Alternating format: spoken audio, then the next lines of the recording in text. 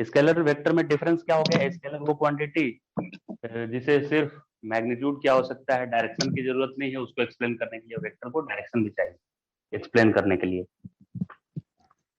तो वेक्टर का एग्जांपल कुछ क्या हो गया? वेक्टर का एग्जांपल कुछ बताइए। वेलोसिटी क्या है? वेलोसिटी, फोर्स, ये सब वेक्टर है ना? हाँ। वेलोसिटी और फोर्स क्या है? वेक्टर। जैसे कि आपको अगर बोले हम कि कोई आपसे पूछे कि रेलवे स्टेशन किधर है, रेलवे स्टेशन मुझे जाना है, वो किधर है, तो आप मतलब रेलवे स्टेशन मुझे मुझे जाना है, मुझे किधर जाना चाहिए, तो आप उसको डायरेक्शन बताएंगे, राइट? सिर्फ ये नहीं बोलेंगे कि 5 किलोमीटर चले जाओ, तो वो 5 किलोमीटर कौन से डायरेक्शन में जाएगा, उसको डायरेक्शन जरूरत है कि नहीं जानने की, हो गया। और अगर कोई आपसे टाइम पूछ रहा है कि कितना टाइम हो रहा है अभी, तो अभी आप वो बोलेंगे स्केलर हो गया। 11:30 हो गया, और उसके बाद डायरेक्शन उसमें ऐड करेंगे क्या? 11:30 टुवर्ड्स ईस्ट, ऐसा नहीं बोलेंगे ना? नहीं, तो स्केलर टाइम होगा। स्केलर हो गया। हाँ, वैसे ही मास स्केलर हो गया, क्योंकि मास, जब भी कोई मास पूछता है तो सिर्फ हम उसका जो न्यूमेरिकल वैल्यू है और यूनिट बोलते हैं, उसके साथ डायरेक्शन नहीं असाइन करते हैं, राइट? जैसे हम बोलते हैं कि, कुछ खरीदने गए मार्केट में, तो मान लेते हैं शुगर खरीदने गए, तो वो बोला कितना है, तो आप 2 kg, और उसके साथ डायरेक्शन एसोसिएटेड नहीं होता है कि टुवर्ड्स वेस्ट है कि ईस्ट है, ऐसा नहीं होता है। तो वो भी मास भी स्केलर हो गया। फोर्स के बारे में क्या ख्याल है? फोर्स क्या होना चाहिए? वेक्टर होगा फोर्स, राइट? क्योंकि फोर्स मुझे अप्लाई करना है, 10 न्यूटन फोर्स अप्लाई करना है। अगर मुझे apply a force of 10 Newton, तो मैं 10 न्यूटन ऐसे अप साइड में थ्रो कर सकता हूँ, डाउन साइड में फोर्स लगा सकता हूँ, ऐसे इसको वॉल के में प्रेस करने के लिए लगा सकता हूँ, राइट? या इसको बोर्ड को पुल करने के लिए लगा सकता हूँ। तो उसका डायरेक्शन बताना पड़ेगा। अगर मुझे किसी ने बताया कि आप 10 न्यूटन का फोर्स लगाइए, तो मैं उससे पूछूंगा कि 10 न्यूटन का फोर्स किधर लगाना है मुझे, राइट? मतलब वेस्ट में लगाना है, ईस्ट में, लिफ्ट करना है, ड्रॉ करना है, किसी चीज को बाहर खींचना है, पुल करना है कि पुश करना है, ऐसे डायरेक्शन चाहिए मुझे। ओके, तो फोर्स एक वेक्टर क्वांटिटी हो गया। अब ये फोर्स जैसे कहीं पे लिखा जाता है कि 10 न्यूटन का फोर्स है, 10 न्यूटन, तो ये कितना फोर्स होता होगा? 10 न्यूटन फोर्स या 20 न्यूटन फोर्स? जैसे आप मास का कंपैरिजन कर लेते हैं, मास के बारे में आप ऐसे अंदाजा लगा सकते हैं कि 1 kg कितना होता होगा। जैसे आप मार्केट में गए कुछ खरीदने के लिए, सब्जी खरीदने के लिए भेजे आपके घर वाले, आप गए खरीदने के लिए, तो वो मान लेते हैं आपको 100 ग्राम देकर बोला कि लीजिए एक 1 kg हो गया, तो आप लेकर आ जाएंगे कि आपको लेकर बोला कि 1 kg है ये, तो आप उससे झगड़ा करेंगे ना कि 1 kg नहीं है, ये कम लग रहा है मुझे। 20 न्यूटन फोर्स लगाना है, तो आपको कैसे पता चलेगा कितना होता होगा, ये कैसे एक्सपीरियंस करेंगे इसको? तो देखिए, 2 kg का जो वेट होता है ना, 2 kg का, 2 kg, 2 kg का जो मेजर करने के लिए जो मास बनाया जाता है, 2 kg, जो दुकान वाले के पास होता है ऐसा, उसको हाथ में पकड़िए आप 2 kg को, तो 2 kg को हाथ में ऐसे होल्ड करने के लिए आपको कितना न्यूटन फोर्स लगाना पड़ेगा पता है? इस 2 kg को मैं हाथ में ऐसे पकड़ रहा हूँ, ऐसे हाथ में होल्ड करके रखा हूँ, तो ये मेरे हाथ पे कितना फोर्स लगाएगा? ये 2 kg पता है आपको कितना दो लगाएगा? टू केजी के और कितना न्यूटन का फोर्स लगाएगा ये बताइए? ये 2 kg को मैं ऐसे हाथ में पकड़ के खड़ा हूँ ऐसे, तो ये मेरे हाथ पे कितना फोर्स लगा रहा होगा? कितना न्यूटन? 20 kg। 20 न्यूटन कितना लगा रहा होगा? 20 20 न्यूटन। न्यूटन। हाँ, क्योंकि इसको अर्थ जो है ना, अर्थ इधर अपनी तरफ पुल कर रहा होगा। कितने फोर्स से अर्थ किसी ऑब्जेक्ट को अपने सेंटर की तरफ पुल करती है? mg फोर्स से। तो अगर मैं यहाँ पे अपने हैंड को ऐसे ले आऊं, मैं अपने हाथ को यहाँ पे रख दूं, तो ये मेरे ऊपर mg फोर्स लगाएगा, यानी 2 × 10, यानी 20 न्यूटन का फोर्स ये लगाएगा मेरे हाथ के ऊपर, 20 न्यूटन का फोर्स लगाएगा। समझ में आ गया? वैसे ही न्यूटन, 20 न्यूटन कितना होता है ये पता चल गया कि नहीं अब आपको? कि 20 न्यूटन कितना फोर्स, फील हो रहा है हमको। कि 2 kg के ऑब्जेक्ट को ऐसे होल्ड करने के लिए हाथ में जितना जोर पड़ेगा हाथ पे, उतने फोर्स को 20 न्यूटन फोर्स बोलते हैं, राइट? एंड डिस्प्लेसमेंट वेक्टर इसके बाद इसमें टॉपिक है। पोजीशन वेक्टर हम लोग ऑलरेडी एक लेक्चर में कर चुके हैं। पोजीशन वेक्टर क्या क्या होता था? पोजीशन वेक्टर कोऑर्डिनेट सिस्टम के रेस्पेक्ट में यहाँ पे कुछ कोऑर्डिनेट लिख देते थे, x1 y1 ऐसे, और मैथ्स में इसी को क्या बोलते हैं कि coordinate of point A, coordinate of point A. और फिजिक्स में इसको ओ ए जब लिखेंगे, ओ ए वेक्टर, तो इसका नाम होगा पोजीशन वेक्टर ऑफ ए। ओ ए को क्या लिखते हैं फिजिक्स में? Position vector of A. Vector of A, right. और मैथ्स में इसको क्या बोलते हैं? कोऑर्डिनेट ऑफ ए बोलते हैं ना, कि कोऑर्डिनेट ए वेक्टर का बोलते हैं। कोऑर्डिनेट है ये, ए का एक्स कोऑर्डिनेट ये x1 है और इसका y कोऑर्डिनेट y1 है। यानी ये जो ए पॉइंट है वो x एक्सिस में कितने डिस्टेंस पे है? x1 डिस्टेंस पे। और y में कितने हाइट पे है? ये यहाँ से यहाँ तक ये वाला हाइट कितना है? y1 है। और इसी को फिजिक्स में पोजीशन वेक्टर बोल दिया जाता है। ओके। ओके। अब इसके बाद ये ओ ए तो हो गया पोजीशन वेक्टर। वैसे ही अगर मैं यहाँ पे बी एक पॉइंट लिख दूं और इसका x2 y2 कोऑर्डिनेट अगर मैं लिख दूं यहाँ, तो ओ बी आप बताइए क्या लिखना चाहिए मुझे? O B is position vector of B, है कि नहीं? ओ बी क्या हो जाएगा? Position vector of B, position vector of point B. B. अच्छा, इस ओ ए को क्या लिख सकते हैं हम? ओ ए को लिखते हैं हम लोग x1 आई कैप प्लस y1 जे कैप। मतलब जो x कोऑर्डिनेट है उसमें आई कैप लगा देना है और y कोऑर्डिनेट में जे कैप लगा देना है। यहाँ आई कैप जे कैप क्या है? I cap is a unit vector directed along X axis.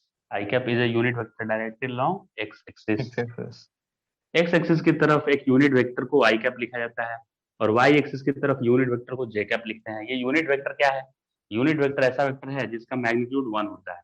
तो आई कैप का मॉड लिखेंगे तो वो भी 1 आएगा, जे कैप का भी मॉड लिखेंगे तो क्या आएगा? 1। यूनिट वेक्टर का मैग्नीट्यूड हमेशा क्या आता है? 1 आता है। ये सिर्फ डायरेक्शन के लिए यूज होता है। मतलब ये अगर मैं पूछूंगा आपसे कि x1 आई कैप का मैग्नीट्यूड कितना होगा, तो x1 ही होगा। आई कैप सिर्फ डायरेक्शन बताने के लिए है कि ये टुवर्ड्स एक्स एक्सिस है। वैसे ही y1 जे कैप का डायरेक्शन किधर है? y1 जे कैप y एक्सिस की तरफ है और इसका मैग्नीट्यूड y1 है। तो ओबी को क्या लिखेंगे हम? ओबी को क्या लिखा जाएगा? ओबी वेक्टर को क्या लिखेंगे? ओबी वेक्टर को लिखेंगे x2 आई कैप, मतलब x कोऑर्डिनेट आई कैप है और y2 जे कैप है। y कोऑर्डिनेट उसका y2 है कि नहीं? जे कैप मतलब y कोऑर्डिनेट। ओके। अब इसमें अगर कोई पर्सन ए से बी चलकर जाता है, देखिए ए और बी दोनों का मुझे पता है कि इन दोनों का कोऑर्डिनेट ऐसे हो गया। अब कोई पर्सन क्या करता है, ए से चलकर और बी पे जाना है उसको। ए मान लीजिए वो लोकेशन है जहाँ पे आपका घर है और बी कौन सा लोकेशन है? जहाँ पे आपका स्कूल है। तो आपको ए से बी ऐसे चलकर जाना है, ए से। तो यहाँ एरो देना पड़ता है, वेक्टर में ऐसे ऐसे एरो देना पड़ता है ना। ओ बी अलग वेक्टर है और बी ओ अलग डिफरेंट वेक्टर है, दोनों सेम नहीं है ना। ओ बी वेक्टर ये है और बी ओ इधर है वेक्टर। तो मुझे ए बी वेक्टर निकालना है, ए बी, ए से लेकर बी। हाँ। तो अगर मुझे पूछेगा ए बी वेक्टर क्या होगा, अगर ओ ए वेक्टर गिवन है, ओ बी वेक्टर भी गिवन है, x2 आई कैप y2 जे कैप, तो ए बी वेक्टर क्या होगा? तो इसके लिए ट्रायंगल लॉ यूज करेंगे हम लोग। ट्रायंगल लॉ क्या होता है? ये ट्रायंगल लॉ देखिए, ट्रायंगल लॉ वेक्टर एडिशन में है कि if two consecutive sides of a triangle, triangle law लिख ले क्या है यहाँ हम लोग? Two consecutive sides of a triangle. Triangle law क्या है वेक्टर एडिशन का? If two two consecutive sides of a triangle consecutive sides of a triangle represents two vectors, then third side, देखिए दो साइड क्या हो गया? टू कंसेक्यूटिव साइड क्या represent कर दिया? दो वेक्टर को रिप्रेजेंट किया। देन थर्ड साइड जो एक रिमेनिंग साइड बच जाएगा, थर्ड साइड विल रिप्रेजेंट, क्या रिप्रेजेंट करेगा? Resultant. Third side will represent resultant of two vectors. कैसे? Taken in opposite order, taken in opposite order. ये टेकन इन अपोजिट ऑर्डर का क्या मतलब है? ये लिखा हुआ है बुक में, आप आराम से लिख सकते हैं। टेकन इन अपोजिट ऑर्डर का मीनिंग बता रहे हैं। देखिए जैसे एक कोई भी मैंने ट्रायंगल बना दिया, तो इसमें अगर टू कंसेक्यूटिव साइड दो वेक्टर को रिप्रेजेंट कर रहा है, तो साइड का नेमिंग मैं कर दे रहा हूँ यहाँ ए बी सी। तो एक साइड मैंने ए बी लिया, एरो ऐसे देना जरूरी है ना, ऐसे एरो हेड देना जरूरी है, यहाँ मैं दे देता हूँ, चलिए ऐसे दे दिया, मतलब इस वेक्टर को क्या बोलेंगे, बी ए नहीं बोलेंगे, ए बी। तो अगर एक साइड ए बी है और दूसरा साइड बी सी है, ऑर्डर में लेना है, मतलब ए बी इधर से लिए, तो ये कैसे जा रहा था, ऐसे सेंस था इसका जाने का, एंटी क्लॉकवाइज। तो दूसरा भी एंटी क्लॉकवाइज ही लेना है, मतलब ए बी लेने के बाद ए सी नहीं ले सकते हैं आप। ए बी लिए तो उधर ही की तरफ से लेना है दूसरा वेक्टर ऐसे ना, ए बी लेकर तो उसको एडजेसेंट बोल देंगे। अगर एक वेक्टर ए बी लेंगे और एक ए सी, तो ए बी और ए सी एडजेसेंट है, कंसेक्यूटिव नहीं है। ए बी और ए सी को क्या बोलते हैं, एडजेसेंट साइड। ओके, जैसे ये देखिए मैंने ट्रायंगल अभी बनाया है, इस ट्रायंगल में ए बी, ये बी पॉइंट है मान लीजिए, तो A B and B C क्या है बताइए, कंसेक्यूटिव साइड है कि एडजेसेंट साइड है।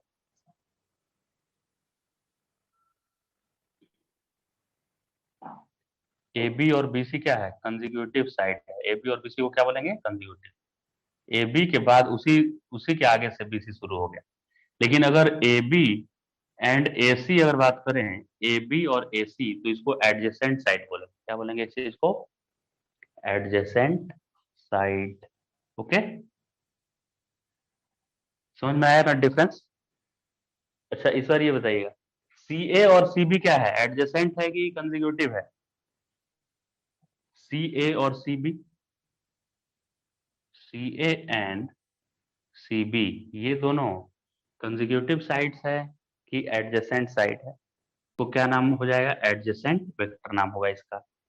अगर कंसेक्यूटिव वेक्टर बोलना है तो सी ए का कंसेक्यूटिव कौन होगा, सी से ए अगर हुआ तो अगला ए से स्टार्ट होना चाहिए। अगर एक वेक्टर सी ए है तो अगला वेक्टर ए से ही स्टार्ट होना चाहिए, यानी ए बी।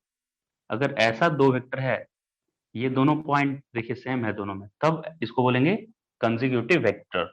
वैसे ही अच्छा आप बताइए मुझे, बीसी का कंसेक्यूटिव कौन होगा, तो बीसी वेक्टर अगर हुआ तो अगला सी से शुरू होना चाहिए, तो सी यहाँ पे हो जाएगा पहले, तो बी सी, तो सी पहले हो गया तो अगला ए आएगा। क्योंकि बी सी कर दिए तो फिर सी बी करेंगे तो वो तो उसका निगेटिव वेक्टर हो जाएगा, बीसी का सी बी क्या है, निगेटिव वेक्टर। तो बीसी किए तो इसका कंसेक्यूटिव वेक्टर कौन सा है, सी ए, सी ए वेक्टर। तो ये दोनों हो गया कंसेक्यूटिव वेक्टर, कंसेक्यूटिव वेक्टर्स, ये दोनों है, राइट, अब समझ गए। तो मुझे ट्रायंगल रूल में क्या सीखना है, if two consecutive sides of a triangle represent two vectors, then third side represent their resultant taken in opposite order। तो टू कंसेक्यूटिव साइड देखिए इस ट्रायंगल में, कंसेक्यूटिव साइड में एक ले रहा हूँ ए बी और दूसरा ले रहा हूँ मैं बी सी, ये पॉइंट सी है। तो अगर ये ए बी है तो ये क्या है, बी सी है, तो ये दोनों कंसेक्यूटिव है ना देखिए। तो रिजल्टेंट इनका क्या होगा, इनका रिजल्टेंट होगा ये थर्ड साइड। तो यानी A B plus B C आप करेंगे ना, A B plus B C, तो क्या आने वाला है वो, ये थर्ड साइड आएगा। लेकिन थर्ड साइड में सी ए नहीं लिखना है, क्योंकि ये देखिए ऐसे सेंस में चल रहा था, इधर जा रहा था फिर इधर जा रहा था, एंटी क्लॉकवाइज सेंस में चल रहा था। तो रिजल्टेंट उसी सेंस में नहीं होगा, उसका उल्टा होगा, मतलब ये क्लॉकवाइज सेंस में जाने की कोशिश करेगा, तो रिजल्टेंट उसका ए सी होगा, ए सी। क्लियर हो गया ये। तो रिजल्टेंट ए सी, अब और मैं ट्रायंगल यहाँ बना रहा हूँ और आपको बताना है कि रिजल्टेंट क्या होगा। मैं दो साइड दूंगा आपको, कंसेक्यूटिव साइड्स, और आपको रिजल्टेंट बताना है क्या होगा। आ रही है ना आवाज, देखिए मैं अगर इसको लिख दूं पी क्यू और इसको आर, मैंने लिखा पी क्यू और आर।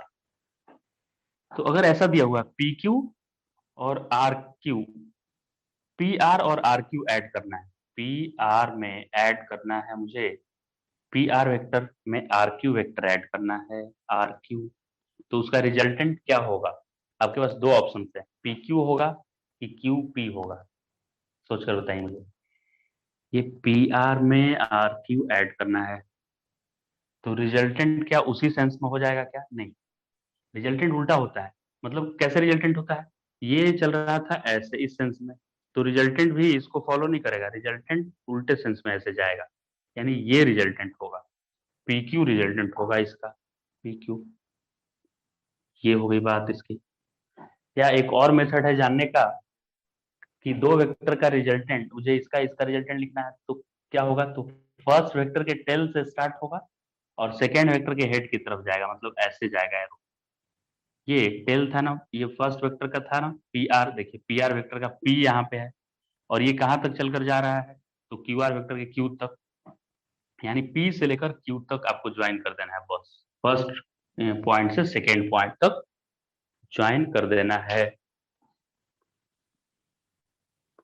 और बताइएगा इसमें इस बार, जैसे अब तो डायग्राम में नहीं दिया हुआ रहेगा, डायरेक्ट रहेगा, A B plus B C अगर वेक्टर है, A B plus B C, मैंने यहीं से क्यों शुरू किया है, क्योंकि मुझे कंसेक्यूटिव लेना था, तो ये जिस पॉइंट पे एंड हुआ पहला वेक्टर, दूसरा वहीं से स्टार्ट होगा, तो इसका जो रिजल्टेंट आएगा ना वो ए से लेकर सी तक होगा, यहाँ से यहाँ तक ए सी वेक्टर होगा रिजल्टेंट।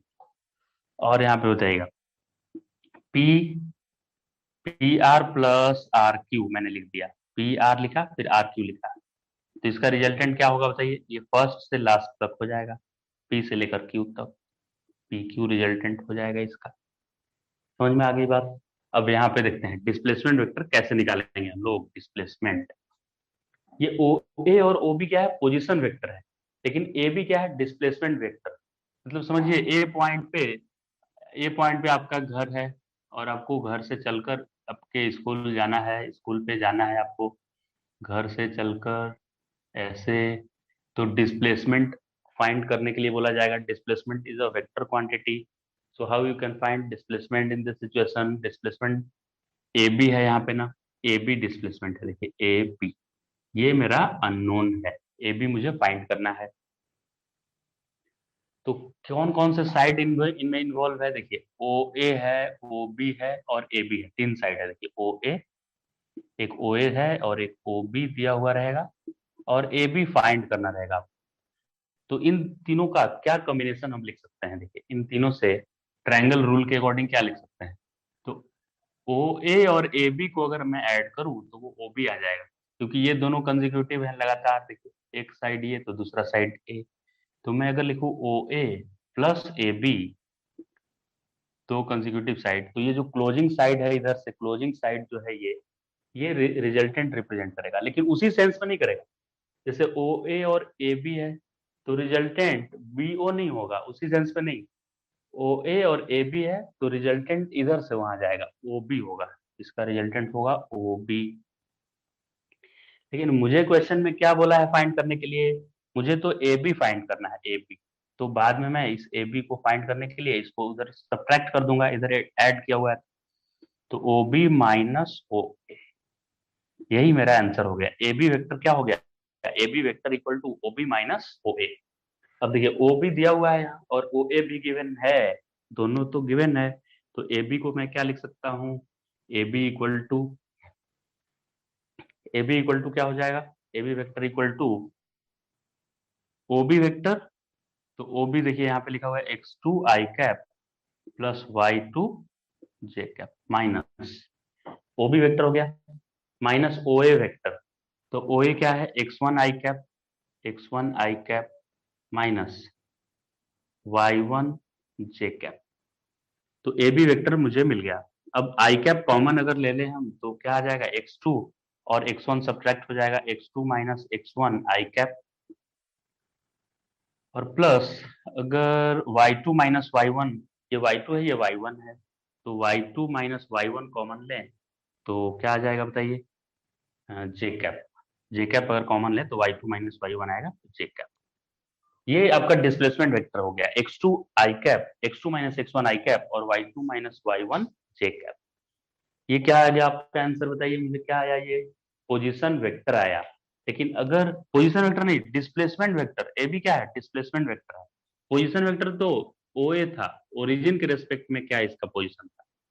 अब इसका मैग्नीट्यूड पूछेगा कि कितना मैग्नीट्यूड है, मैग्नीट्यूड मतलब वेक्टर का मैग्नीट्यूड मतलब ये लेंथ होता है ना, कि ये एरो का लेंथ कितना है, उसी को बोलते हैं मैग्नीट्यूड ऑफ वेक्टर, तो इस एरो का लेंथ कितना होगा, तो वो कैसे निकालते हैं, coefficient of i square, square root में आई का कोएफिशिएंट क्या है, x two minus x one का स्क्वायर, जे का कोएफिशिएंट क्या है, y two minus Y one का स्क्वायर। अब क्वेश्चन में ये x two x one y two ये सब दिया रहेगा, ये सब वैल्यू, और आपको पुट करके और डिस्प्लेसमेंट फाइंड करना रहेगा।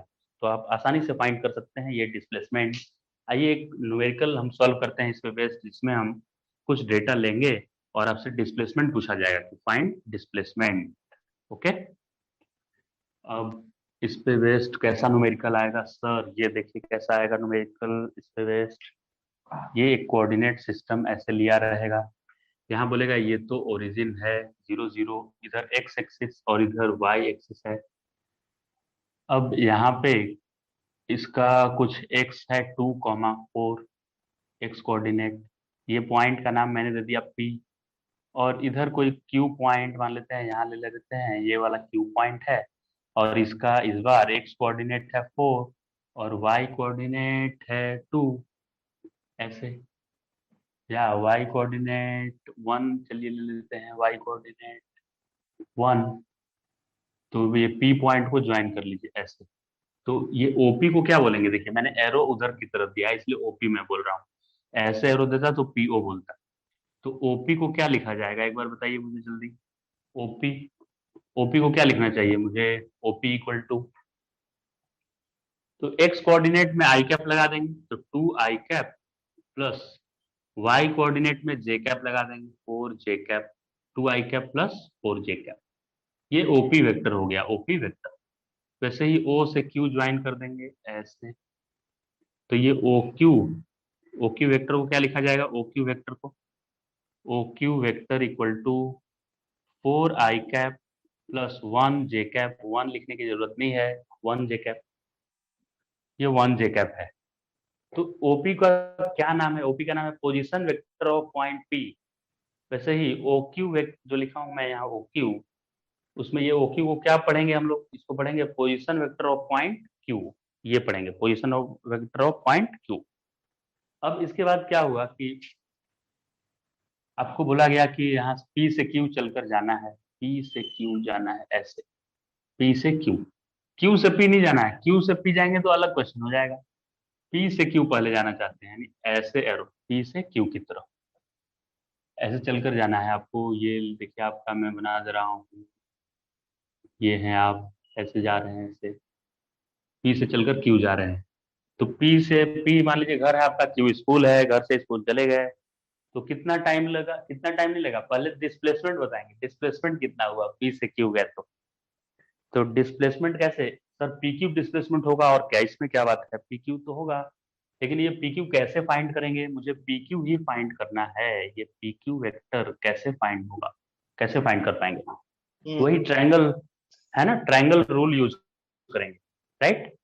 ट्रायंगल रूल जल्दी से बता दीजिए क्या था ट्रायंगल रूल।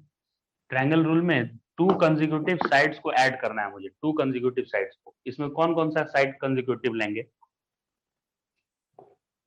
कौन कौन से साइड को कंसेक्यूटिव ले सकते हैं। देखिए ये एरो को पहचान जाएंगे आप, एरो से पहचान जाएंगे।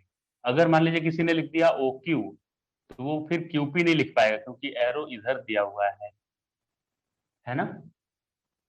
तो 2 कंसेक्यूटिव साइड में मुझे ओपी और पी क्यू को ले लेना चाहिए क्या, 2 कंसेक्यूटिव साइड, ओपी इधर से इधर गया, ये भी इधर से इधर देखिए जा रहा है, राइट। तो क्या लिखूंगा मैं, ओपी प्लस पी क्यू, ऐसे भी देखिए जहां से ये खत्म हुआ पी, वहीं से ये शुरू होना चाहिए, जहां ये खत्म हुआ वहीं ये शुरू हो जाना चाहिए कि नहीं। तो इसका रिजल्ट क्या आता है, देखिए रिजल्ट आता है फर्स्ट से लेके लास्ट तक, ऐसा आता है ना, पहले भी देखे थे हम। देखिए कंसेक्यूटिव साइड मतलब क्या करना होता है, कंसेक्यूटिव साइड ओपी मतलब ये फर्स्ट वेक्टर जहां खत्म हो रहा है वहीं से सेकंड शुरू हो जाना चाहिए, सेकंड वेक्टर, तो सेकंड वेक्टर वहीं से पी से ही शुरू हो गया। अब इसका रिजल्टेंट क्या आता है, फर्स्ट से लेके लास्ट तक आता है, ओ क्यू आता है, ओ क्यू। देखिए यहाँ पे ओपी और पी क्यू ऐड करेंगे तो ओ क्यू ही तो आएगा, क्योंकि ये वेक्टर और ये वेक्टर सेम सेंस में था, तो ये अपोजिट सेंस में होगा, ऐसे आगे की तरफ होगा अपोजिट सेंस में, राइट। तो ये हो गया, लेकिन मुझे क्वेश्चन में तो पी क्यू फाइंड करना है, तो पी क्यू इक्वल टू क्या मैं लिखूंगा, P Q vector equal to O Q vector, और इसमें ये उधर सब्ट्रैक्ट हो जाएगा जाकर ओपी वेक्टर, राइट। अब ओ क्यू वेक्टर देखिए गिवन है, O Q, O Q vector is position vector of point Q which is 4 i cap plus j cap. 4 i cap plus j cap, फिर minus, ये minus formula वाला minus है, और OP vector, OP को मैं लिखूंगा 2 i cap plus 4 j cap, bracket में 2 i cap plus 4 j cap, ऐसे हो गया।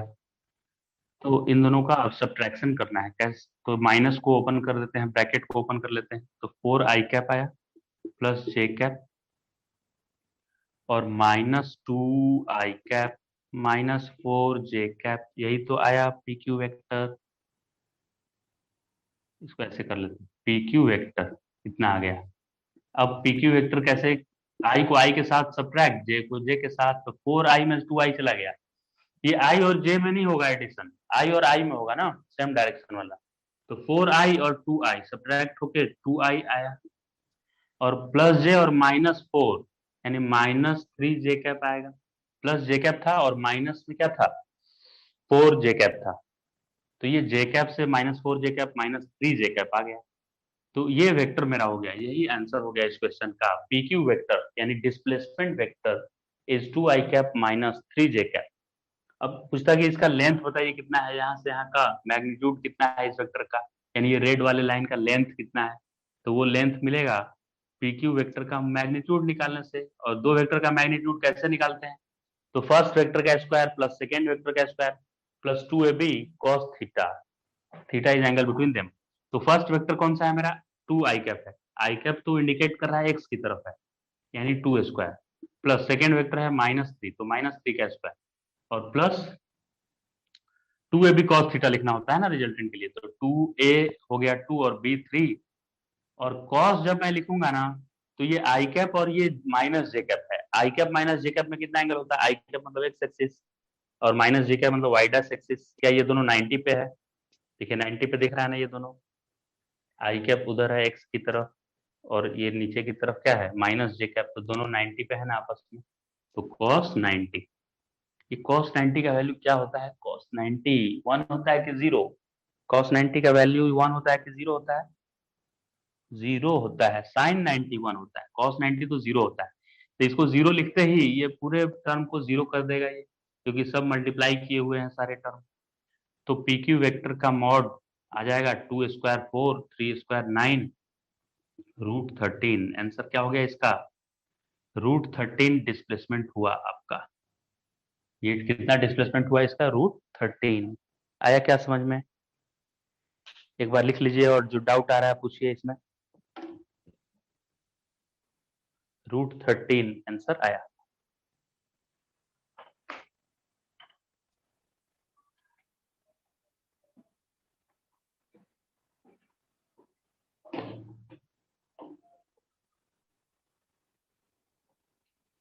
समझ में आया कि नहीं, कुछ डाउट है तो बताइए।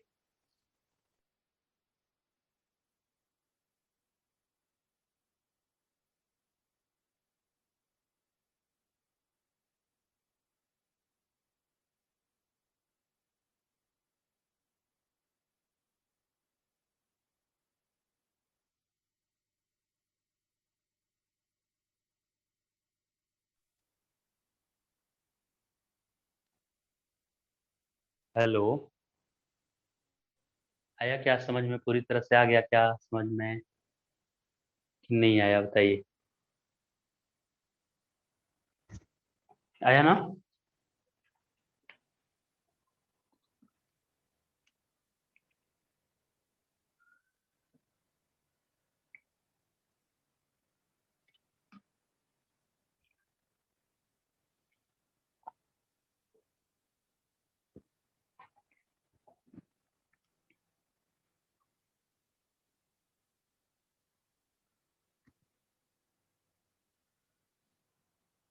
आ गया क्या बताइए, आगे करें,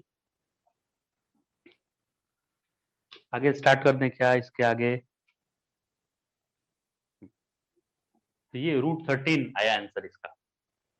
अगर सेम क्वेश्चन में देखिए, इसी क्वेश्चन में मैं चेंज कर देता थोड़ा, ओपी ओक्यू यही है, लेकिन पीक्यू ने इस बार क्यूपी फाइंड करता, मैं क्या फाइंड करता बताइए, क्यूपी, तो मैग्नीट्यूड सेम आता, लेकिन ये वेक्टर अलग आ जाता, वेक्टर अलग आ जाता, क्योंकि पीक्यू लिखें या क्यूपी लिखें, उसमें तो ये रेड वाले का लेंथ तो वही आने वाला है, मतलब आप घर से स्कूल जाएं या स्कूल से घर जाएं, डिस्प्लेसमेंट तो वही होने वाला है, तो मैग्नीट्यूड सेम आएगा। लेकिन पी क्यू जो है ना, वो क्यू पी का उल्टा आएगा, माइनस लगा कर आएगा। तो जैसे P Q factor 2 i cap minus 3 j cap है।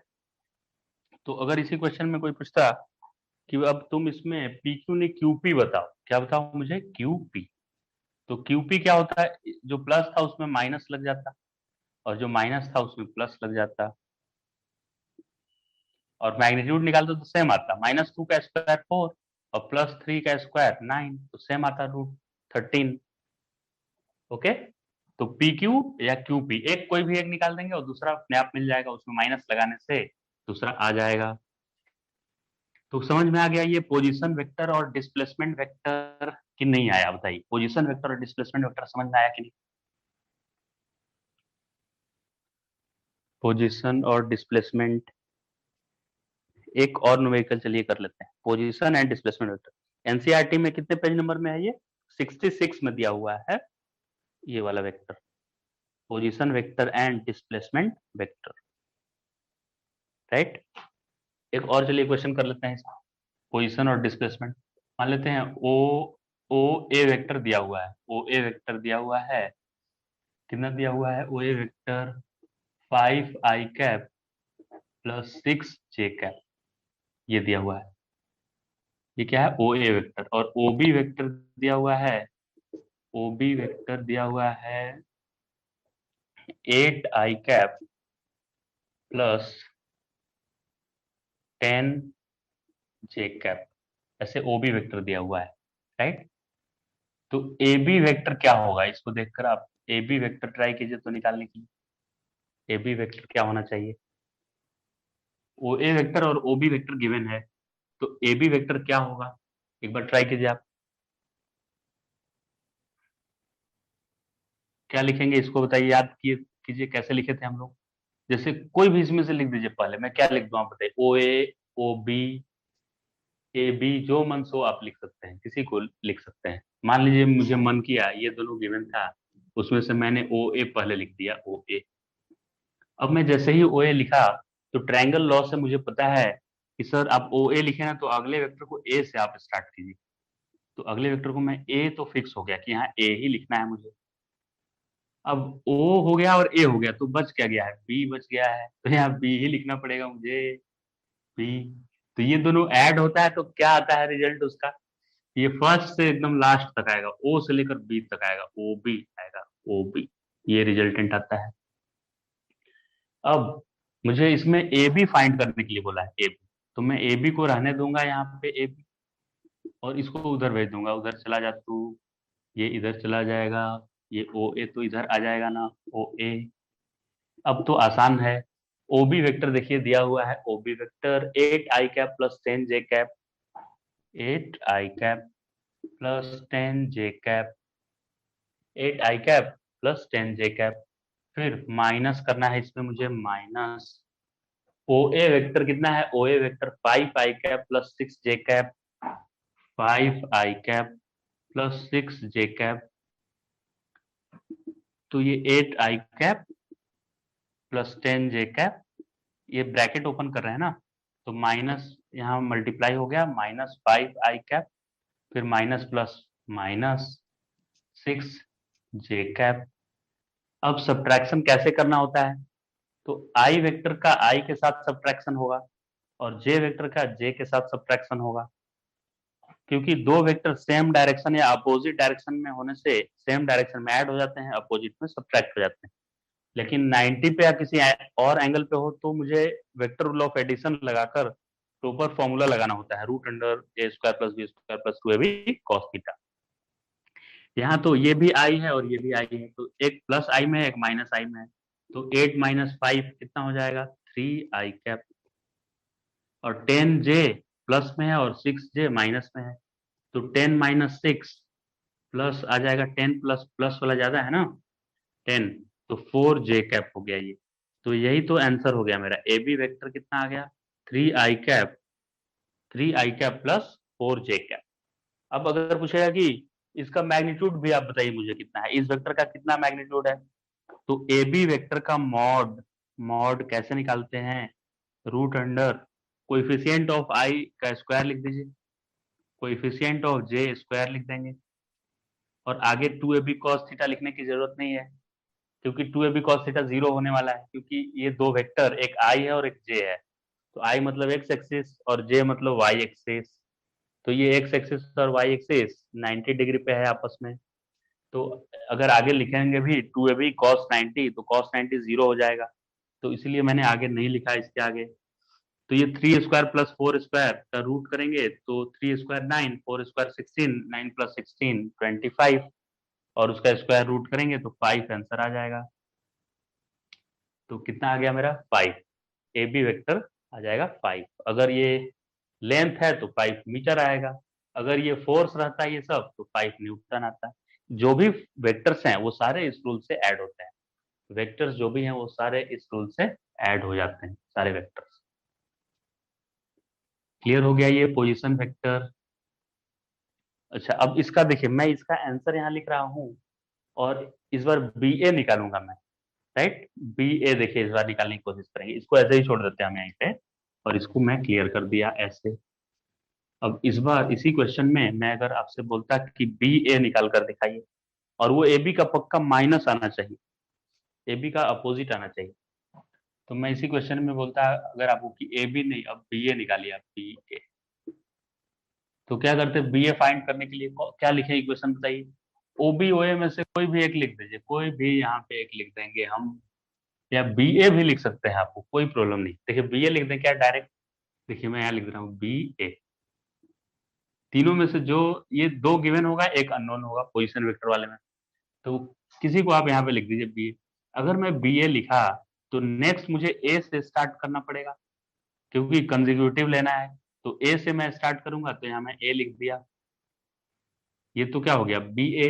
और अगला मुझे क्या से स्टार्ट करना है, ए से, तो ए बी हो गया, तो कौन सा पॉइंट बच गया, तीन ही तो पॉइंट इसमें है, O A B, O O A B B A, कुल मिला के तीन डिफरेंट डिफरेंट पॉइंट है, जिसमें बी और ए हो गया, और ए यहाँ पे मैंने लिखा, तो बी ए हो गया, तो अगला ओ बचेगा, तो ओ मैं यहाँ लिख दूंगा ओ। तो B A plus A O equal to क्या होगा, तो फर्स्ट से लेकर लास्ट तक इक्वल टू होता है बी से लेकर ओ तक, तो बी ओ हो गया इसके इक्वल टू ऐसे, राइट। अब मुझे क्या चाहिए, बी ए वेक्टर चाहिए, तो बी ए वेक्टर को मैं क्या लिखूंगा, बी ए वेक्टर को इसको उधर माइनस कर दूंगा ले जाकर, तो बी ओ तो ऑलरेडी था राइट साइड में, और ये इधर से जाकर माइनस हो गया ए ओ, ऐसे हो गया ना माइनस, राइट।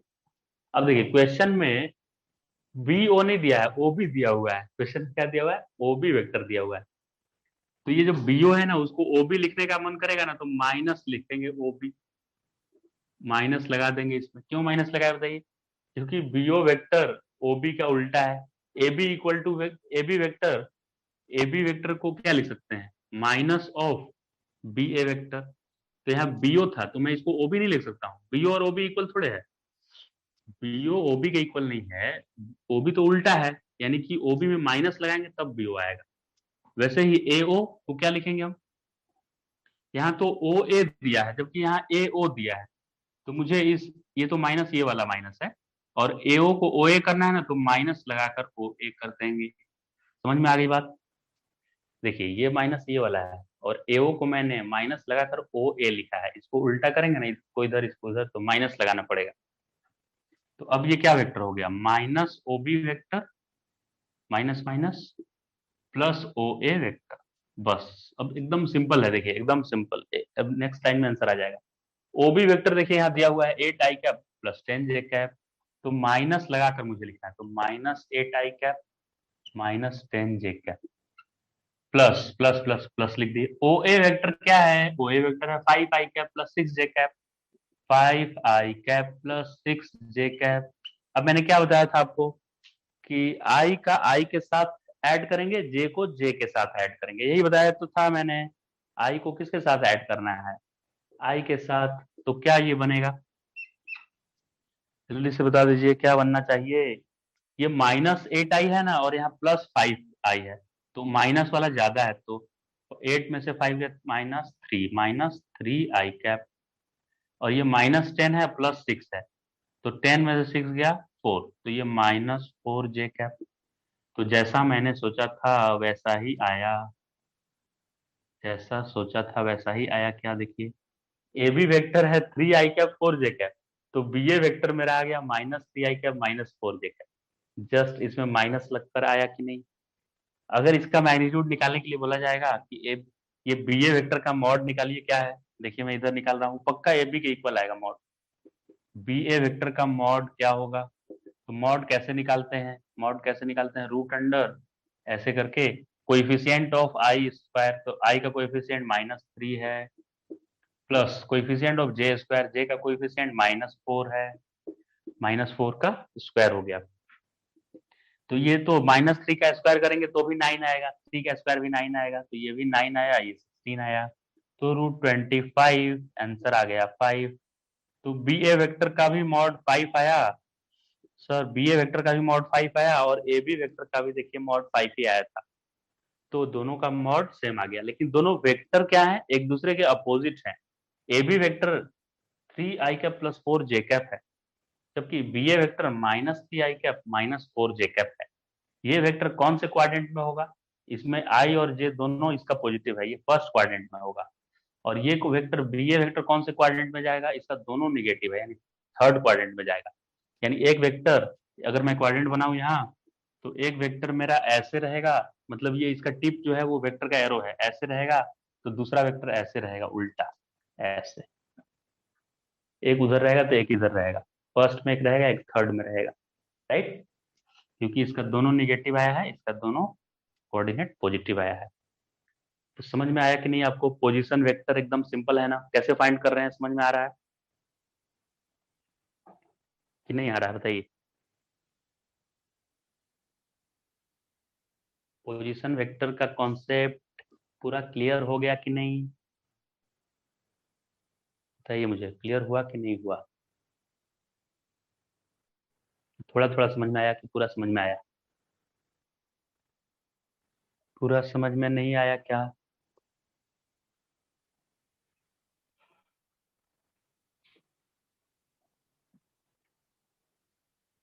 आ गया ना समझ में, पोजीशन वेक्टर